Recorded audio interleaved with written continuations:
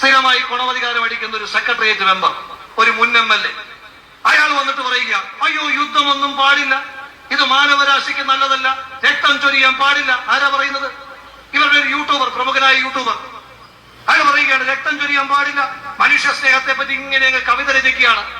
ഈ മാന്യദേഹത്തിന്റെ ഫേസ്ബുക്ക് ഞാനൊന്ന് നോക്കിയപ്പോ പഹൽഗാമിന്റെ മണ്ണിൽ വിനോദസഞ്ചാരത്തിന് വേണ്ടി പോയ 29 ഇന്ത്യക്കാർ വെടിയേറ്റ് മരിച്ചു. പാകിസ്ഥാന്റെ തീവ്രവാദികളുടെ, പാകിസ്ഥാൻ പട്ടാള സ്പോൺസർ ചെയ്യുന്ന തീവ്രവാദികളുടെ വെടിയേറ്റ് മരിച്ചു.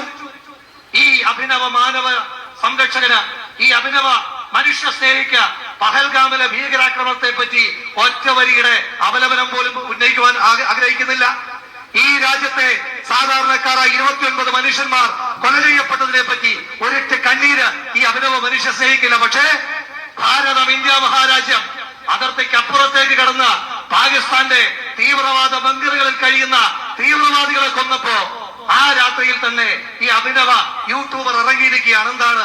നിങ്ങൾ മാനവ സ്നേഹത്തെ പറ്റി സംസാരിക്കണം, യുദ്ധങ്ങൾ പാടില്ല. അപ്പോഴാണ് ഞാൻ ചോദിച്ചത്,